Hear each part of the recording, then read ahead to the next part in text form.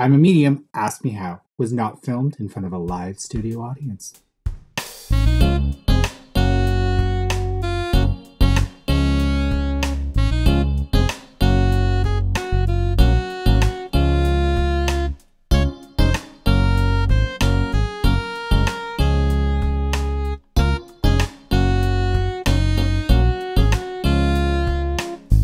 We best friends, but we love talking about dead people. We're going to laugh and we'll cry. Well, Dana's going to cry a little bit. We got love bombs all over the place. And let's not act like Matt isn't going to cry a little bit. But we're also going to cuss. So if that doesn't resonate, turn the fuck around. Yeah, we're going to drop some fuck bombs. But we also want to share our experiences and knowledge about mediumship. So sit down, get comfortable, and remember, you are the light of 100,000 suns. You are the light. And enjoy. I'm a medium, so ask me how.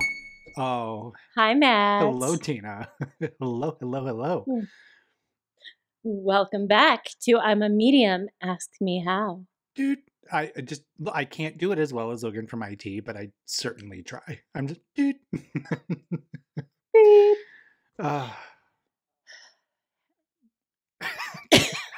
See, this is the fun part about our podcast is we can just look at each other and we just start laughing. But welcome back, everybody. We hope you enjoyed the last couple podcasts as much as we enjoyed making them with you. And today might be a little bit of a lighter load. I think we've gone over some heavier topics in the last couple episodes. I know, go back and listen to them. I'm not going to catch you up. You got to go listen. But today, Go listen. yeah, go listen. What are you waiting for? Oh, wait, you're listening to this one. Just as good. Well, you can listen to this one. You don't have to listen to them in any particular order. I think that's kind of cool. I don't think we're going to ever do these in a way like, make sure you listen to episode 2 first. you missed episode 1 to know who we are. At least listen to that one. I mean, yeah. We're not that interesting. Oh, no, we talk to dead people, Dana. That's some interesting stuff. I mean, fairly. You too can talk to dead people.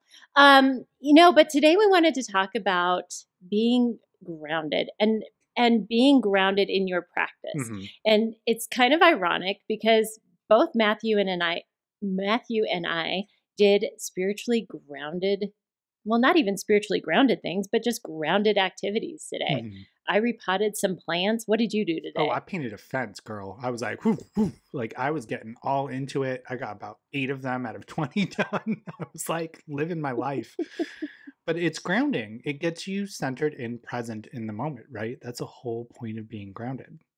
It's part of being part of this world and part of being part of the earth and part of being part of society and part of friendships and part of life, because in the end, we're human, right? Yeah, I guess we're spirits having a human experience. I mean, mostly.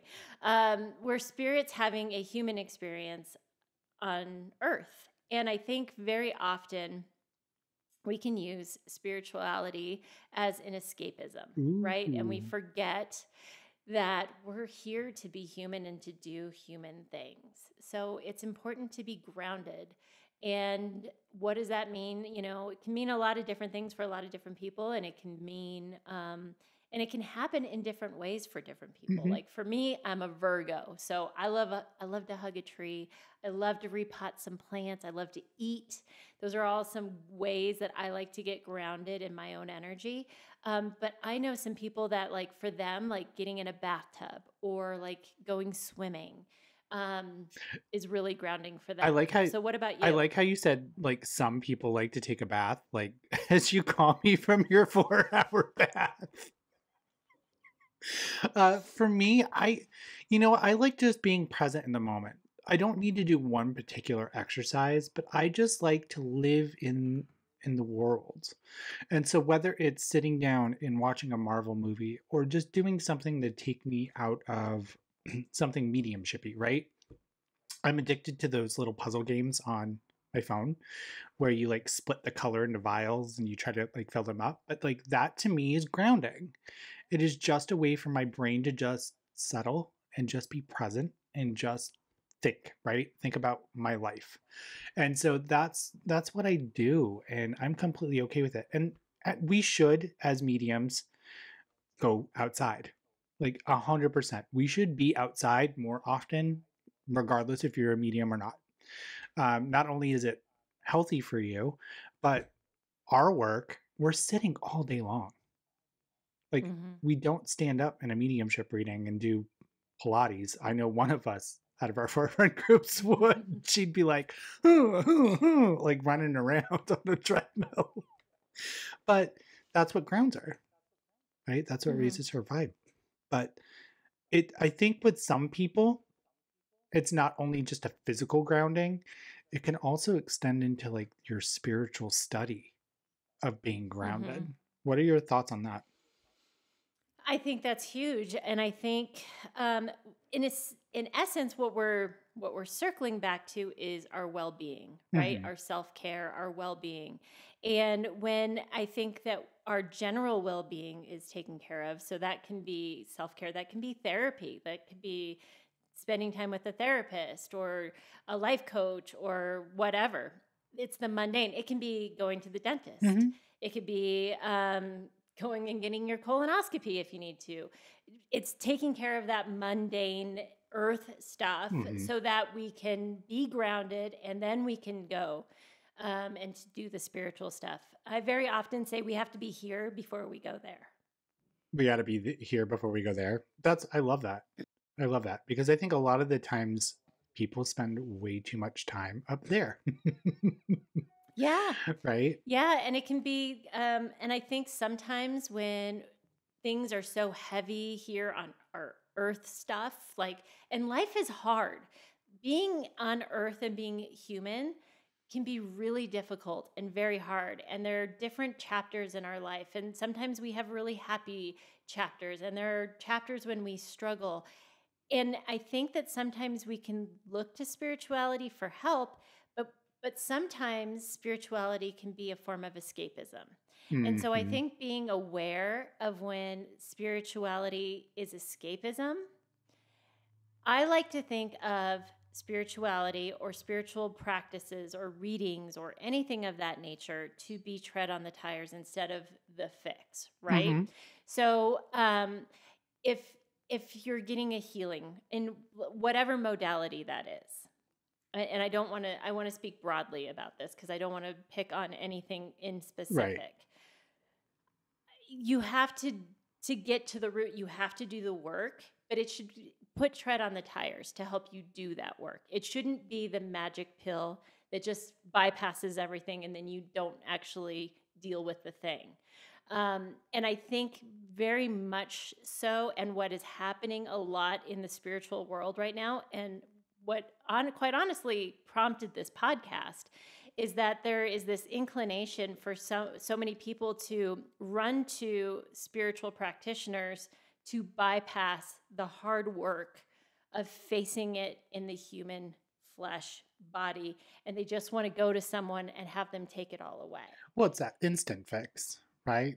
I mean, they're treating their emotional baggage like it's a flat tire, and they've got that fix-a-flat, and they're just like, it does not work that way. It does not.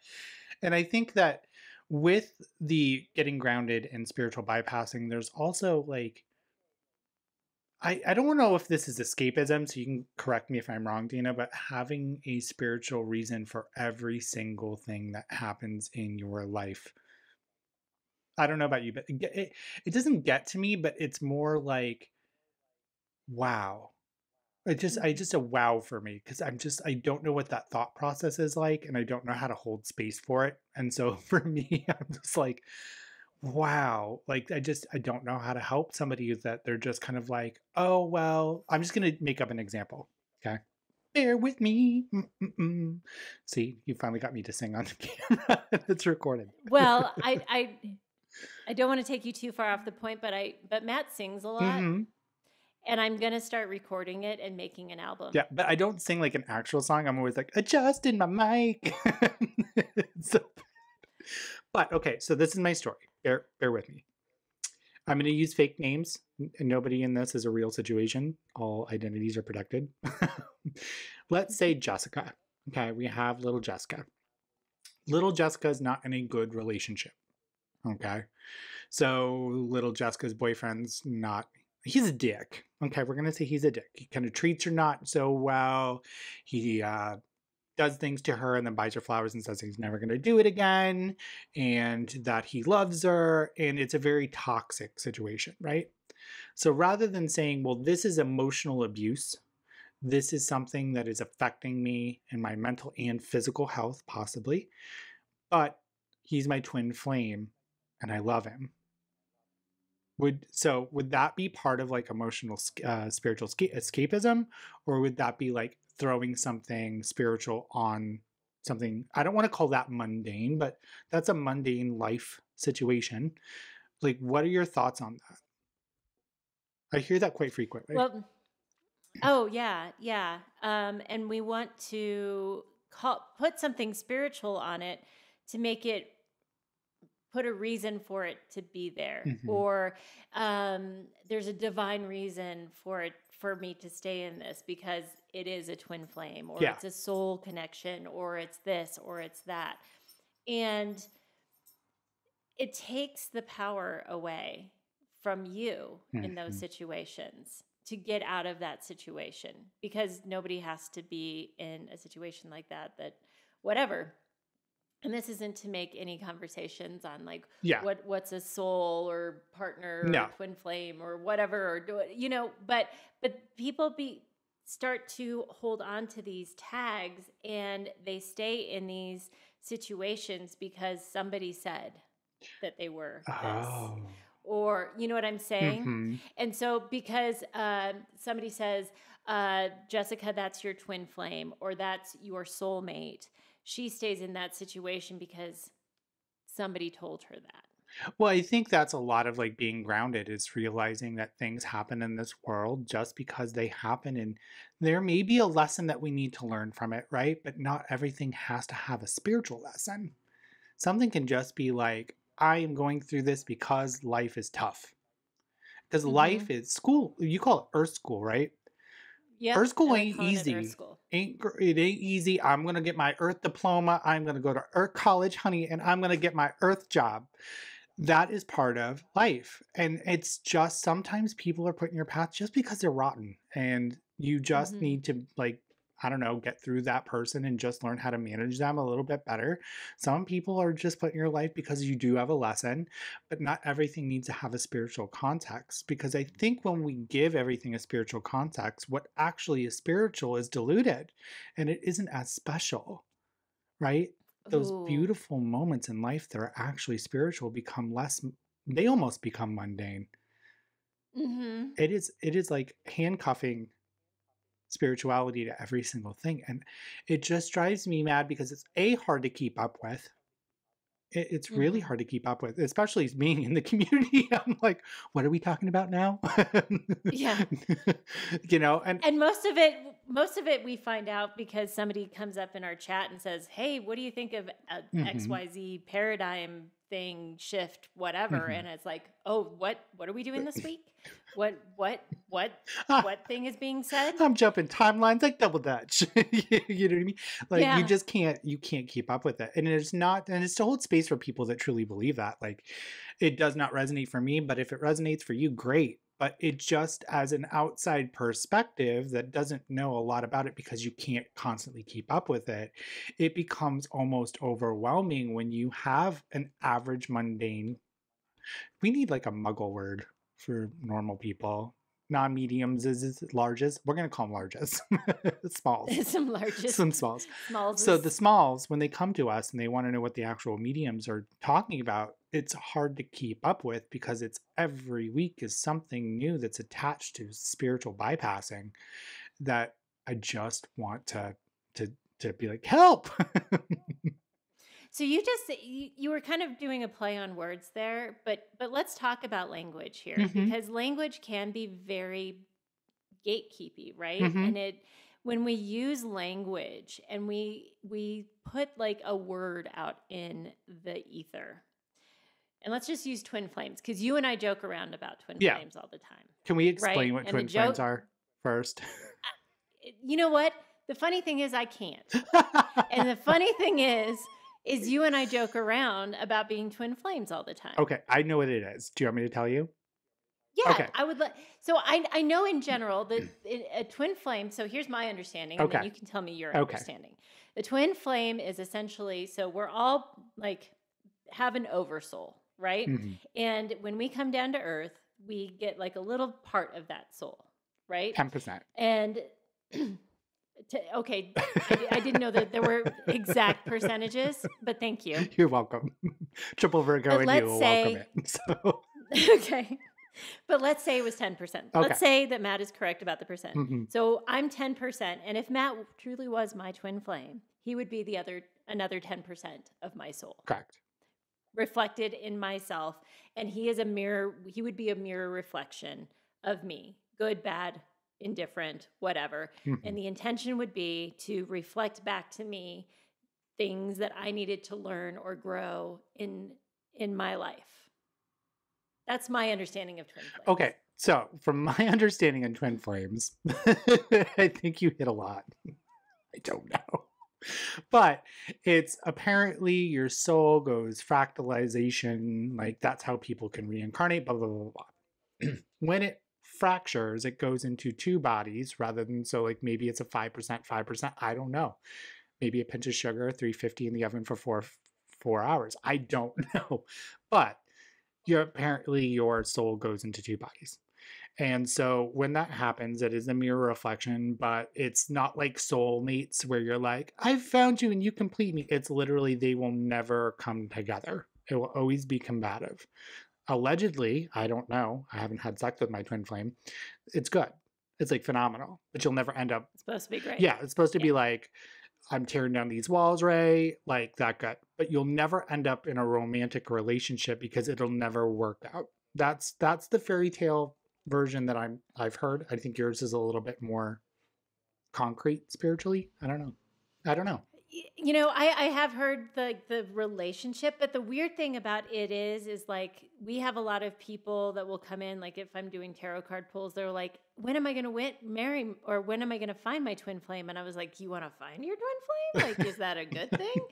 And so here's the thing, like you've got two different people Mhm. that just gave you what our perception or our understanding of twin flames are. And there was some crossover in our understanding of what it is, Mhm. but we really don't get it. And we're in the community per se, right? It's the biz. And then that's what I call it, the biz. in the biz.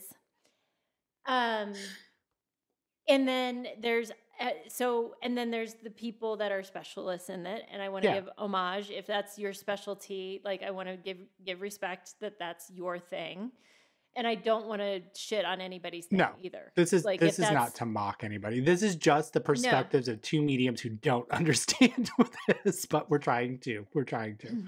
We're trying to. And do I believe that there are certain people brought into this world or into this life to show you things and to help you grow and whatever? Absolutely. Like, you know, are there soul family? Are there soul people? Are there soul connections? Absolutely. But the point of all of this and where I'm going with all of this is you've got two practitioners here who have a remedial understanding with two differing kind of views of what a twin flame is that we just gave you. And then you have everybody that has kind of their remedial understanding of what a twin flame is. Mhm. And then we all kind of get together and we're like, is it a good thing? Is it a bad thing? I don't know. And then it becomes this very like languagey, weird thing. And then language becomes like this barrier to get this help you need. And like, I know something that you don't know. Yeah. And then it's just like, there becomes this power dynamic, right? Between the practitioner and the client. And I don't like that. Yeah, I'm not a fan of that either. I'm also not a fan of a couple things. Okay, and I'm going to let it loose just for a quick second. I'm not a fan of romanticizing abuse. Okay, so if Mm-hmm. anything, doesn't matter what it is, romanticizes toxic people in your life, I'm all like, I'm out, there's the door, gotta go. Because I don't think that anything in the spiritual community should be causing harm, right? Because we Mm-hmm. are healers and we are practitioners. Does it mean that we don't delve into deep issues? No, that means we delve into deep issues, but we always give an opportunity for improvement or trying to what you refer to as empowerment, right? We want to empower all of our clients. I think sometimes terminology for the general public can take off in a misunderstanding way. And I think that's kind of sometimes where what happens. And I think using our example of twin flames is some people don't realize that, like in my definition, they never come together and it's going to be tumultuous. And so when somebody's like, well, why am I going to find my twin flame? Well, why would you want to? Mm-hmm. Right? I sat in a in a development circle one time, and I'll never forget this. This just I think this is where my opinion around this topic had come about, where the girl was completely fine one minute, and then she starts bawling in the middle of class, and she's like sobbing. I'm like, should we stop? Like, what should we do? So we ended up stopping class, and out of nowhere, she was like, my twin flame suffering, and now I'm feeling it right here and right now. And I was just like, wow, wow. Let's say it's true. Wow. But let's say it's not true. Like, somebody had told her that that's when she feels a certain emotion, that's like disempowering somebody to give them or give away their free will and feel an emotion because of somebody else. Like, I don't like Mm-hmm. excusing human emotions for something spiritual, because we are a wide range of emotions and we have all different things. And sometimes you said something in a past podcast, and you said trauma is stored in the body. Mm-hmm. And what happens if that was just something that she had hit just in meditation, that she just brought out some of that trauma, Mm-hmm. right? And then we've layered it onto something else. And I think it just sometimes causes like the hole to go way too deep for somebody to crawl out of, right? And so I never want to see anybody trapped in a situation or stuck emotionally where they can't get out of it because somebody told them something. And so I think that's where my rigidity comes in. And I'm like, black and white. I think in black and white. It's safer. Yeah. I don't know. Yeah. And I honestly don't want to ever dismiss anybody's experience 100%. because, but in an instance like that, she could have been having a very empathic emotion, and it Right. doesn't necessarily have to be put under twin flames. Like, I believe that, Matt, you're my best friend. And when your heart hurts, my heart Oh, hurts because I care about you. yeah. Right. And I would say conversely, like when I'm feeling bad, hmm do you feel bad sometimes? Oh, Like, because you're 100%. like, oh, my friend hurts. Right.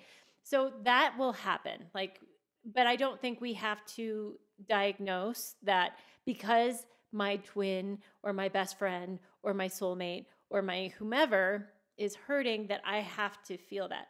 So if I'm ever overwhelmed, so I teach an empath class, and I'm probably going to have to teach it here again soon. But one of the things that I teach in that empath class is owning our own emotions. So when we become overwhelmed by emotion, whether whomever it is from, the first question we have to ask is this emotion mine? Yeah. Because it's never our obligation to carry any emotion that isn't Mm-mm. ours, ever. So even though I can be empathically like, my best friend Matt is hurting, and that breaks my heart that my best friend Matt is hurting, it is never my obligation to feel his pain. Right. And I can at any point drop that because it is not mine to carry. So I think that is how we would, as a practitioner, I'm just talking as a practitioner, if that was my client that was having that response, Yeah. I would sit with them and say, is that emotion yours? You are not obligated to feel that emotion, no matter what. If it's a twin flame, if it's a best friend, if it's a soulmate, if it's fill in the blank, if it's your child, It is not your obligation to hold anybody else's emotion that is not yours. Damn it, I wish you were there at that point. And I think that was, once again, put in my path so I could be something that I could just sit with. And we could have this conversation. And maybe it's divine timing. I don't know. Mm-hmm. But I can't spiritually bypass the fact that it was jarring to be in the room with that. Mm-hmm. And so I just totally agree with you. Like, owning your own feelings and setting somebody else's aside is empowerment. Empowerment. I love it. Because we can get Yeah. overwhelmed. We can get, and listen, you've been through in the tenure of our friendship, you've been through some shit, I've been through some shit, and we've sat through some shit with each other together, right? And there are times where we have to go, I'm going to hold space for him, but I don't have to carry the weight of his emotion. That's why we need therapy. That's what we talk a lot about in a situation like that is codependency. Yeah. And why do we feel like we have to hold that? Why do you feel like that? Do you have to cut ties with that person? Why are you carrying that? Why are you holding that? Where are your boundaries at? Because spiritual boundaries are important. And we've got to do an episode on boundaries. But boundaries are really important, whether it's like dead grandmas coming in to talk to you at any point during the day or your energy coming in. My energy is my energy. And only anybody else, whether it's my husband or Susie or the spirit coming in for my 2:00 appointment, they don't get to come into my energy until I say they get to come into my energy. I feel like I should snap for you. I'm just gonna be like, girl.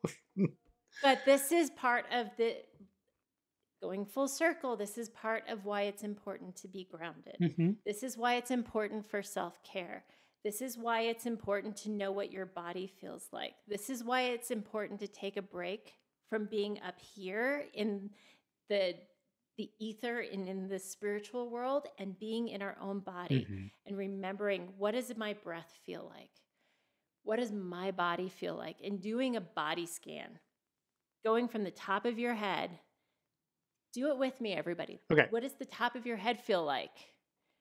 Going down to your shoulders, down through your arms, through your chest, down to your seat, down your legs, down to your feet. What does the ground feel like to you? Yep. Your toes. What do your toes feel like? You've said that to me before. And I'm like, ooh, that gets you like real good. Like it puts you concentrated in this moment, on this ground, on this, like, ooh, I love it. And I always remember that. Like when I'm done reading, I'm always like, wiggle your toes.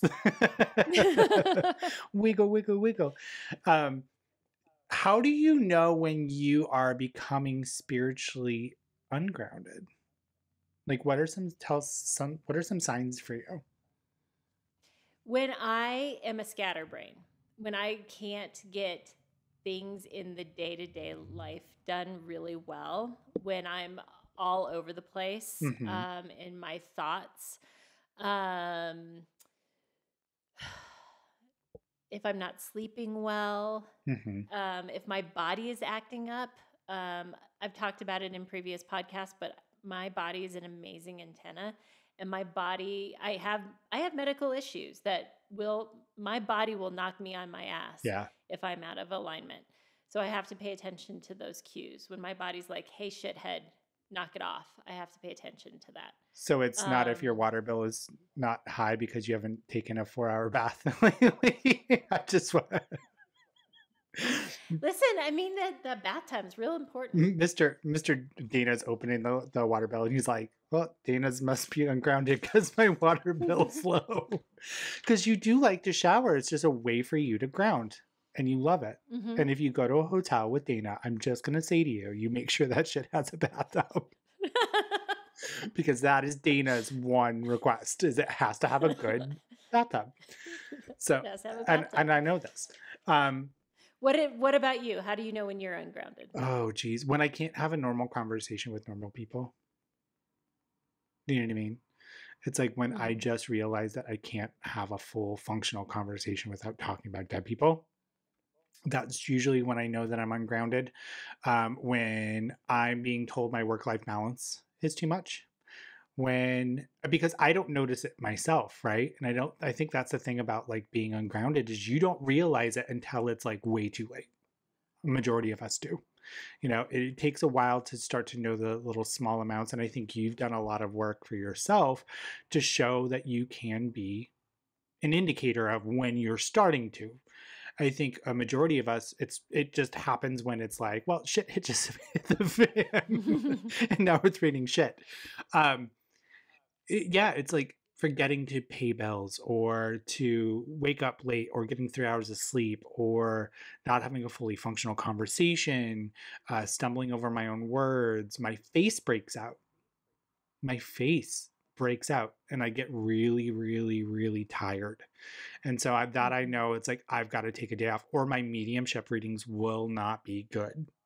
Like that's also another indication that I need to take a day off is if I can't land out of 4 readings, we call it landing the plane here at Matt and Dana Incorporated. If I can't land the plane, I know I'm ungrounded. It's time to take a break. Mm-hmm. But I don't, I know there's a lot of like, trying to formulate this question in a respectful way. There's a lot of modalities that you can use to get grounded. Have you had any that are actually effective for you only? Like you don't have to be like, well, this works, but for me, it works. You'll have to, I think you're trying to skirt around something. So just say what works for you. I don't have anything other than like I like Palo Santo, but I don't know. Oh, modality. Yeah, like modalities. Meaning like, do you salt? Do you salt in your bath? Oh, yeah. Yeah. I don't know if I use modalities, but tools. There you go. Tools. Okay. I was like, I don't know what those are called. What are those called? Yeah. Tools? Are those called modalities? Part of a modality? I was like, I think of modalities as like Reiki or all that? Anyway. Yeah. Okay. Which would work. So for me, a few things. I love putting salt in my bath. Like I usually will use some kind of salt in my bath. I do have a salt lamp behind me that I usually always have. I do love my Palo Santo. But scents, candles, being outside, getting out and walking in the grass and those sorts of things are really, really, really important to me. But I think more than anything, there was something that you touched on about like not waiting until you've hit this point to because I think what happens too is this is a very addictive thing because it feels good. When we're communicating with spirit and when we're able to provide healing and when we're doing this work, it feels really good. And so it's really easy for us to escape to it. And it's really easy for us to fall into that work-life imbalance. And it's really easy for us to get to the point where we're burning the candle at both ends.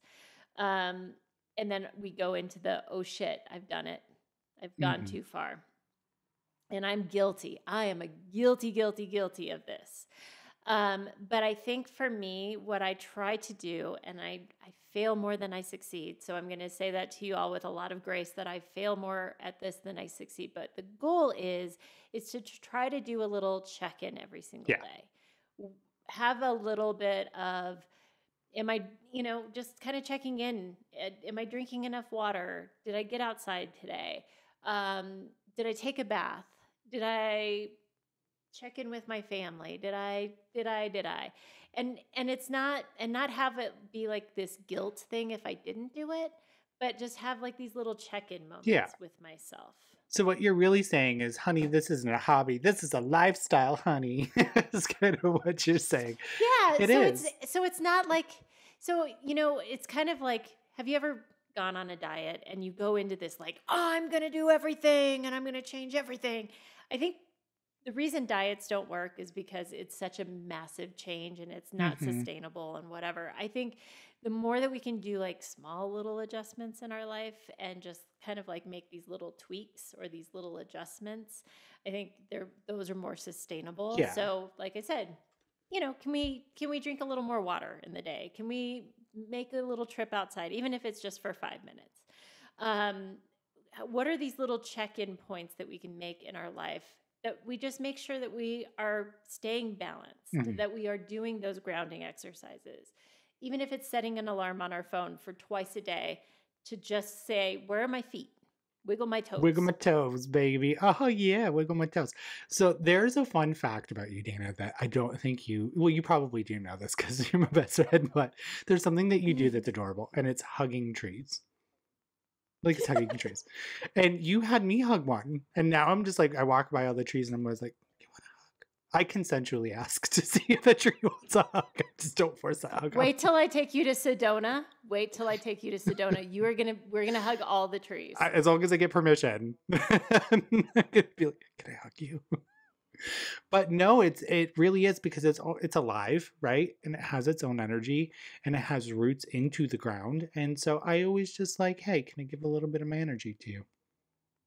Right? And just put it back in the earth. Just get out any excess energy that does not resonate with me. And it could just make me feel good. That's it. Yeah. Or I put a little sound therapy on. I like that too. I really, really, really, really like it. Do you have any other tools that you use? Oh, tools. Just myself, honey. I'm a big tool. I would say for myself, a big tool is I like to just go into water. I like to do elemental stuff, like light a candle, especially like lighting a candle in honor of like a loved one. I do like little ritual stuff, but I never try to do anything where I'm going to be codependent on it. Does that kind of make sense? Because I know with my past history of using skills. Ooh, I must have said something saucy because you putting that on. So I used to. Okay, I put if you're listening to the podcast, I put lip gloss on, and there's something triggering about when I put lip gloss on for Matthew. Okay, I'm sidetracking. Welcome to the podcast. It's called Matt Sees Something Shiny. So I used to think when you were reading, when you got really serious and you were down to earth, you used to take your lip gloss out and you're like, okay, mom was getting to work. And you put it on and then you'd start reading. I didn't know that was just something that you just did as Dana, but I thought it was like a turn on switch for you. I mean, I was turning somebody on. No, I was like, all right, okay, all right, live your best life. I like it. You know what's funny? The other night I was doing a TikTok live and somebody's like, "Where's the lip gloss?" right before I was about to start reading. So apparently it's something I was doing. They pay attention. But I was not paying attention. They really do pay attention. But I was like, Spirit likes moist lips, apparently. So that's why I do it. Spirit likes that tinted lip moisturizer, just live your best life. Yeah, lip plumper. So I feel like I want to like guide this ship over to something kind of fun for a hot minute because, now we've gone to lip gloss. But can we talk about like our cues of reading? Yes, I think that's fun. Well, because they're funny, right? They are. And I think one of the funniest things that we do is we don't. Well, I was going to say mock each other, but we do mock each other a little bit. Of like, what are the tells when we know that like somebody's got spirit with them? Mm-hmm. And let's just keep this full circle. That laughter is grounding.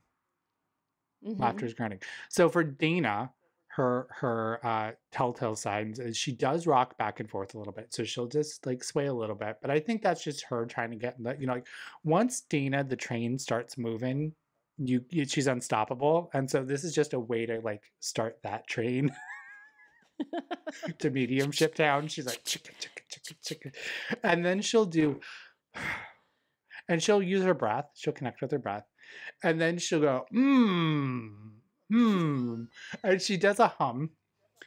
And she's like, okay, and you always say sweetheart in your readings. You'll always be like, would you understand that, sweetheart? Yeah, sweetheart. And so it is kind of fun to watch you read, but like your telltale signs of when you have a spirit is you'll go,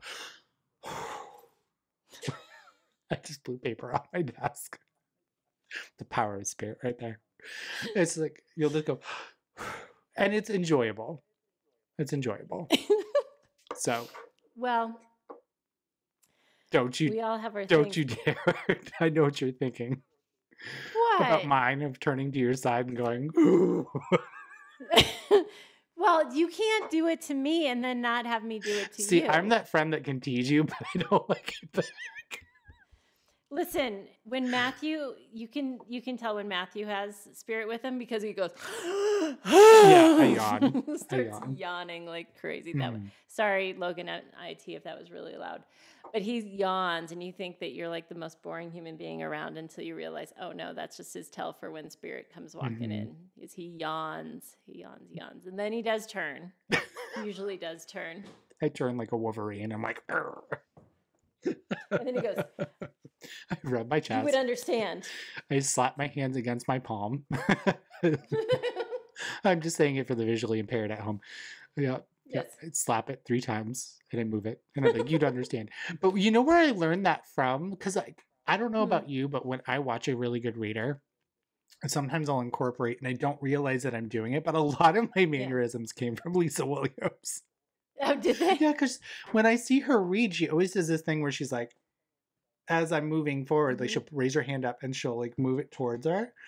And so like I actually say like as I'm leaning into this instead of being like whoop, because that's a Lisa thing. Yeah. And you just you do say as I'm leaning into this. And as I'm leaning into it, because it just lets me know like I'm just like, okay, it's a visual cue. And I love just taking little bits from other mediums because you really expand it.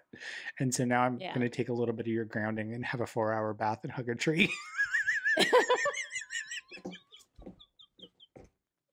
Listen, we all have our things. Come here, little oak. I think we have each. I mean, I try to draw. I was going to say we each have taken things from each other that I think have enhanced our readings. Yeah. You know, and I think have made us better readers and whatever. I've tried to incorporate drawing into my readings, and that has not gone well. It will. You just got to surrender to it. You got to surrender the power. If you go back to episode 1, you see what happens when I draw a lamp versus what Matthew draws.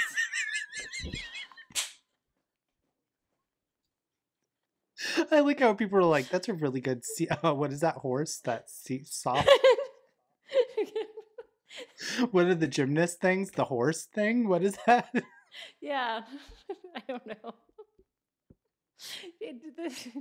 I'm not a good That's okay. drawer. We're not laughing at your ability to draw, but what you drew looked just like a horse, gym horse or whatever it is. And it was very adorable, and it was a good attempt. So. but it was proof that we saw the same thing. Yes. Because we saw that long lamp with the little pull tabs. Oh man. you're so fun to just be around when you're reading because you do some really fun stuff, especially when we get the same information. I just love when I get so excited. You're just like, whap, let's go. So Dana, thank you so much for this fun grounding experience I had with you today. Now, if you don't mind me, I'm gonna shed some clothes, go pop some Jiffy popcorn, take a bath, and watch a Marvel movie. Yeah, that sounds good. I am gonna paint the fence. I was gonna try. Stop it. I was trying to think of what would Matthew do. Take my medicine, go to sleep, do some jewel art. Do some jewel art. Watch, I don't know, a Marvel movie. Watch a Marvel movie. Here's the thing, like the funny thing is we're not that dissimilar. We're really from not. one another. We're really not. It's we had a conversation this morning where it was eerie how dissimilar we were. Yeah. We live very similar lives, twin flames. Hashtag. But you know what, Dina? I would rather not be anybody else's twin flame than yours. I'll take it. I actually go into other people's rooms now on TikTok and be like, is Hannah my triple flame? We're gonna burn TikTok. I'm trying to collect them like baseball cards and be like, Cody's my quad flame. We're not like Pokemon. No, You can't collect us I all. try. I really try. His eyelashes are too nice, though. I just needed to. Can we plug Cody's eyelashes for a hot minute? I think we talk about Cody every episode. We do. I think he's our mascot. It's his eyelashes. I just can't. We're gonna Cody. Now this episode was sponsored by Cody's eyelashes. Do you like long walks on the beach? Do you like fried chicken? And do you like eyelashes? Well, hearing heavens for you. Now he likes kombucha. Yeah, that was another thing that we all did was kombucha. Mm. So preserved. Kombucha is grounding. It is. It's very grounding. If you like that sort of thing. I tried. If you're into that. I tried. Listen, you tried the worst flavor. Not the worst flavor. I like that flavor. That's why I did tried it, the wrong Dana, flavor. because you're like, this is my favorite flavor. And I'm like, well, if we twin flames, I'm getting one too. And this is how the twin flames end. Yes, that was We burn each other down. pulling us together only to rip us apart. Well, that being said, we love you all. Thank you for listening to our podcast. And like we always say, you're the light of 100,000 moons. Yes, and suns as well. You're in our hearts. We love you. Goodbye, everybody. Do something Bye. nice for somebody today and pay your rent. Yeah, get grounded. Get grounded. You're Bye. grounded.